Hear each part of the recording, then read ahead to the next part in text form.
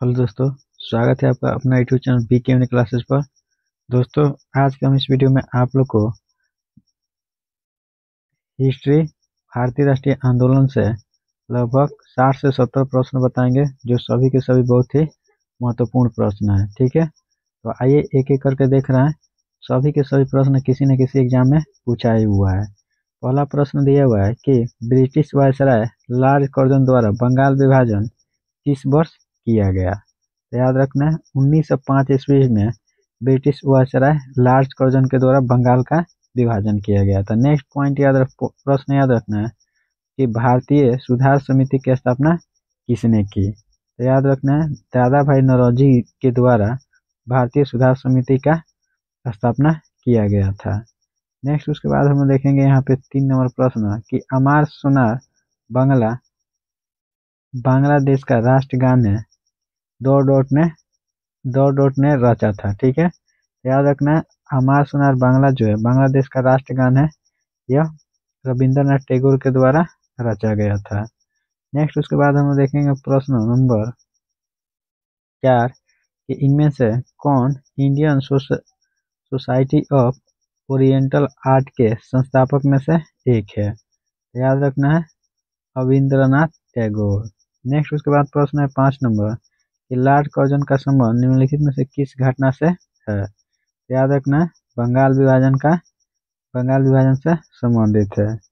Next उसके बाद हम देखेंगे यहाँ पे 6 नंबर प्रश्न कि स्वदेशी स्वदेशी आंदोलन के से प्रेरित होकर डैश डैश ने भारत माता की अपनी प्रसिद्ध छवि को एक तपस्वी व्यक्ति के रूप में चित्रित की है। तो याद रखना रविंद्रनाथ टैगोर ने। नेक्स्ट उसके बाद हम देखेंगे यहाँ पे 7 नंबर प्रश्न कि निम्नलिखित में से कौन भारत में अंग्रेजी शिक्षा का एक महान समर्थक था। तो याद रखना है इसका राइट आंसर हो जाएगा option number A, TB Macaulay ने। नेक्स्ट उसके बाद प्रश्न है यहाँ पे 8 नंबर कि भारतीय विश्वविद्यालय आयोग की स्थापना निम्नलिखित में से किस वर्ष की गई थी। तो याद रखना है इसका राइट आंसर हो जाएगा ऑप्शन नंबर ए, 1902 ईस्वी में भारतीय विश्वविद्यालय की स्थापना किया गया था। नेक्स्ट उसके बाद हम देखेंगे यहाँ पे 9 नंबर प्रश्न निम्नलिखित में से किस वायसराय ने 1942 में हंटर आयोग की नियुक्ति किया था। तो याद रखना है लॉर्ड रिपन ने। नेक्स्ट उसके बाद हम देखेंगे 10 नंबर प्रश्न कि लॉर्ड कर्जन द्वारा कल्पना की गई विक्टोरिया मेमोरियल डोर शहर के स्थापत्य चरमों उत्कर्ष से प्रतिनिधित्व करता है। याद रखना है कोलकाता। नेक्स्ट उसके बाद हम देखेंगे कि निम्न में से किसने गेटवे ऑफ इंडिया की प्रसिद्ध रचना को डिजाइन किया था। तो याद रखना है जॉर्ज बीटेट जो थे वह गेटवे ऑफ इंडिया का संरचना किए हुए थे। नेक्स्ट उसके बाद हम देखेंगे 12 नंबर प्रश्न कि निम्नलिखित में से किस वर्ष ईस्ट इंडिया कंपनी द्वारा कोलकाता में सर्वोच्च न्यायालय की स्थापना किया गया था। तो याद रखना 1774 ईस्वी में ईस्ट इंडिया कंपनी के द्वारा कलकत्ता में सर्वोच्च न्यायालय की स्थापना किया गया था। नेक्स्ट उसके बाद हम देखेंगे 13 नंबर प्रश्न कि खुदीराम बोस को निम्नलिखित में से किस जेल में फांसी के लिए भेजा गया था। याद रखना है इसका राइट आंसर हो जाएगा मुजफ्फरपुर। नेक्स्ट उसके बाद 14 नंबर प्रश्न हम देखेंगे कि निम्नलिखित व्यक्तियों में से कौन चटगांव शास्त्रागार छपे से जुड़ा हुआ था। याद रखना है अतेदु तस्दीदार जो थे वह चटगांव शास्त्रागार छापा से जुड़े हुए व्यक्ति थे। नेक्स्ट उसके बाद हम देखेंगे 15 नंबर प्रश्न इस स्वदेशी आंदोलन के दौरान किसकी अध्यक्षता में कोलकाता में एक नेशनल कॉलेज की शुरुआत की गई। तो याद रखना अरबिंदो घोष के अध्यक्षता में। नेक्स्ट उसके बाद हम देखेंगे यहाँ पे कि निम्नलिखित में से कौन मास्टर दा के नाम से प्रसिद्ध है। तो याद रखना है यहाँ पे हम देखेंगे कि कौन मास्टर दा के नाम से प्रसिद्ध था। तो याद रखना है सूर्य सेन जो थे वो मास्टर दा के नाम से प्रसिद्ध व्यक्ति थे। नेक्स्ट उसके बाद हम देखेंगे यहाँ पे 17 नंबर प्रश्न कि निम्न स्वतंत्रता आंदोलन में भाग लेने वाले पश्चिम बंगाल से क्रांतिकारी की पहचान कीजिए। तो याद रखना खुदीराम बोस जो थे वो पश्चिम बंगाल से संबंधित थे। नेक्स्ट उसके बाद हम देखेंगे यहाँ पे 18 नंबर प्रश्न कि निम्न में से किस अधिवेशन के लिए कांग्रेस ने पहली बार महिला अध्यक्ष को चुना। याद रखना कलकत्ता अधिवेशन 1917 में कांग्रेस ने पहली बार महिला अध्यक्ष को चुना था। नेक्स्ट उसके बाद हम देखेंगे कि निम्नलिखित में से कौन सी विदेशी भूमि पर तिरंगा फहराने वाला पहला भारतीय था। तो याद रखना है बीकाजी कामा। नेक्स्ट उसके बाद हम देखेंगे प्रश्न नंबर 20 कि निम्नलिखित में से किसने लंदन में सर विलियम हॉट कर्जन वायली की हत्या की। याद रखना मदन लाल धिंगरा। नेक्स्ट उसके बाद हम देखेंगे कि मुस्लिम यदि खुश और संतुष्ट है तो भारत में ब्रिटिश शक्ति का महत्तम बचाव होगा, यह किसने कहा था। और बीपीएससी 2016 में पूछा हुआ प्रश्न है। तो याद रखना है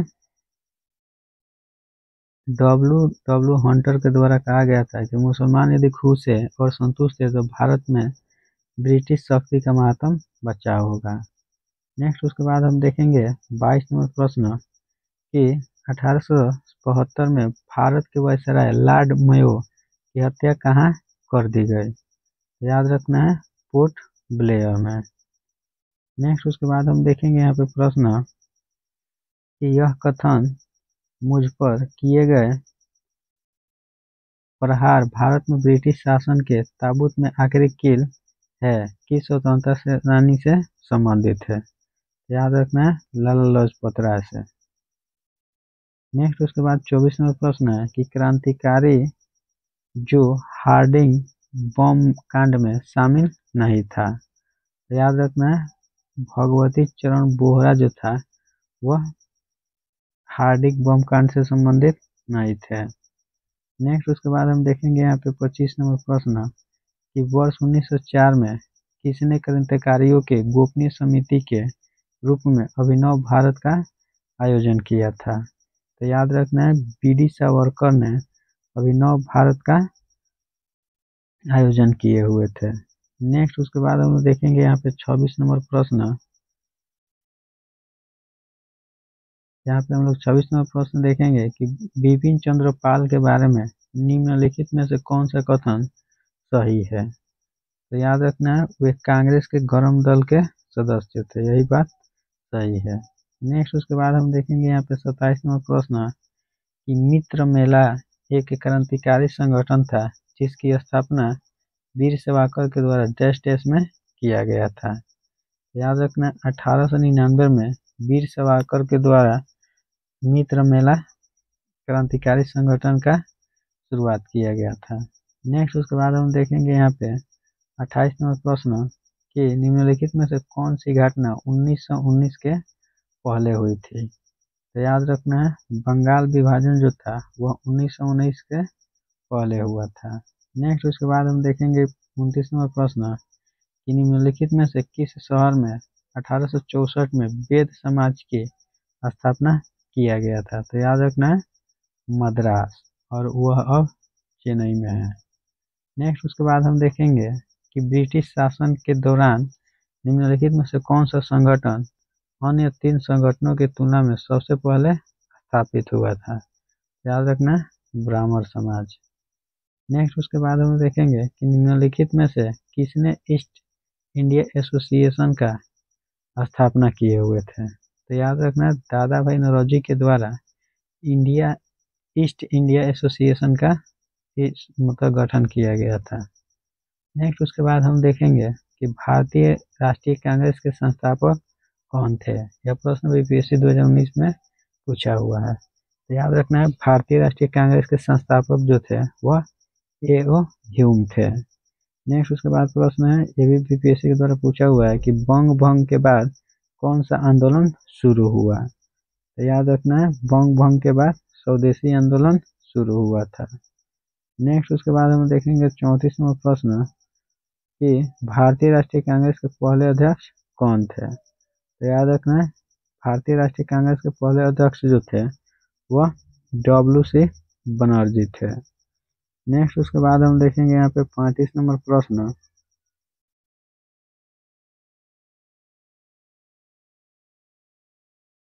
नेक्स्ट उसके बाद हम देखेंगे यहाँ पे 35 नंबर प्रश्न कि निम्नलिखित में से किसने 1875 में आर्य समाज की स्थापना की थी। बताना है कि निम्नलिखित में से किसने 1857 में आर्य समाज के स्थापना किए थे। तो याद रखना दयानंद सरस्वती के द्वारा किया गया था। नेक्स्ट प्रश्न है कि होम रूल आंदोलन किस वर्ष शुरू हुआ। याद रखना 1916 ईस्वी में होम रूल आंदोलन शुरू हुआ था। नेक्स्ट उसके बाद हम देखेंगे कि रामकृष्ण मिशन के संस्थापक कौन थे।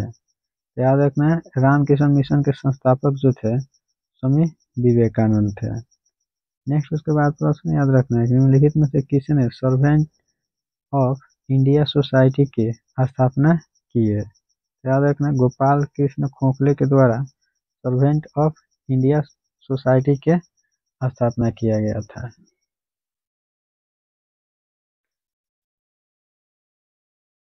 उसके बाद हम नेक्स्ट प्रश्न देखेंगे 39 नंबर कि कामागाटू मारू क्या था। बताना है कि कामागाटू मारू जो था वह क्या था। याद रखना यह एक प्रकार के जहाज था।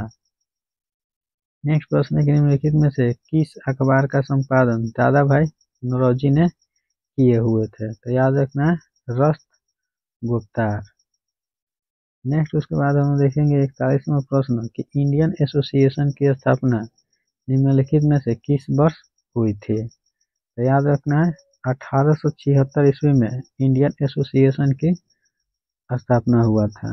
नेक्स्ट उसके बाद हम देखेंगे प्रश्न कि मैडम कामा ने 1907 में प्रथम तिरंगा कहाँ फहराए थे। तो याद रखना है स्टूटगार्ट में।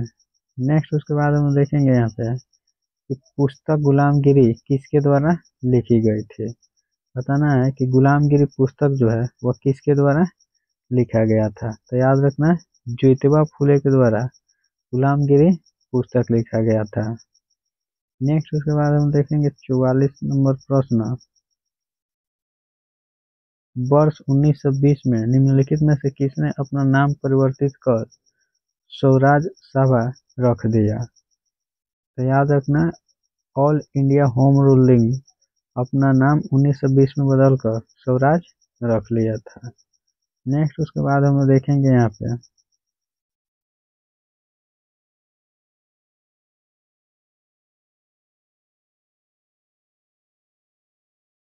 नेक्स्ट हम देखेंगे प्रश्न नंबर 45 कि ऑल इंडिया मुस्लिम लीग की स्थापना 1906 में हुई थी।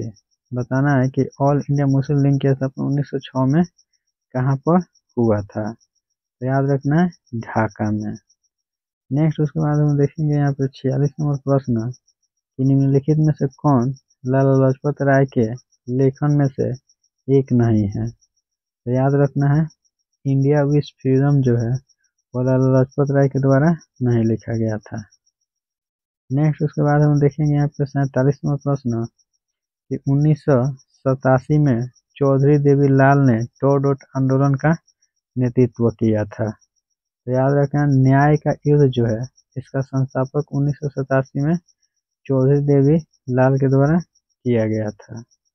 नेक्स्ट उसके बाद हम लोग देखेंगे एक 48वां प्रश्न है कि निम्नलिखित स्वतंत्रता सेनानी में से किसने 1857 में वंदे मातरम कविता लिखा। तो याद रखना है बंकिम चंद्र चटर्जी ने।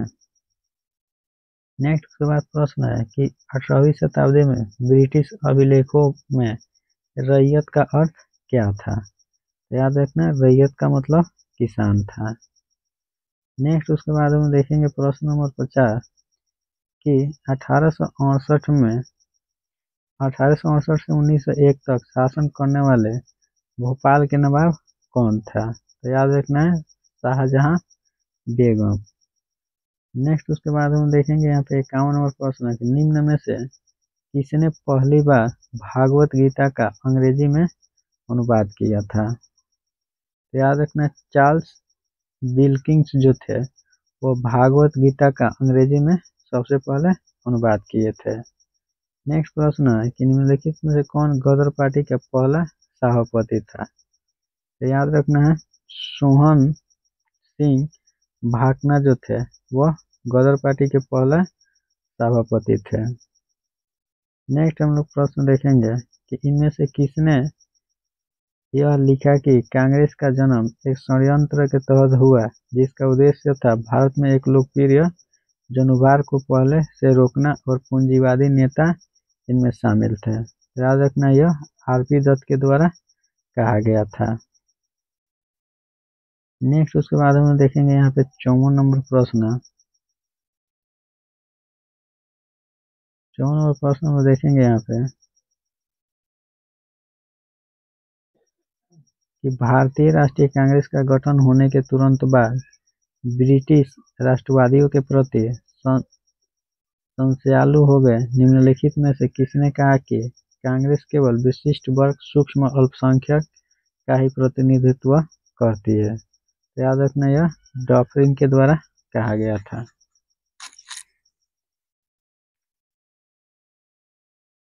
नेक्स्ट उसके बाद हम देखेंगे 55 नंबर प्रश्न कि राजा जनता के लिए बने हैं, जनता राजा के लिए नहीं बनी है। राष्ट्रीय आंदोलन के दौरान निम्नलिखित में से किसने कहा था। बोलना है कि किसने कहा था कि राजा जनता के लिए बने हैं लेकिन जनता राजा के लिए नहीं बनी है। याद रखना है दादा भाई नौरोजी के द्वारा कहा गया था। नेक्स्ट उसके बाद हम देखेंगे कि निम्नलिखित विद्वानों में से कौन आर्यों के तिब्बत गृह का सिद्धांत से जुड़े हुए थे। याद रखना है दयानंद सरस्वती जो थे आर्यों के तिब्बत गृह सिद्धांत से जुड़े हुए थे।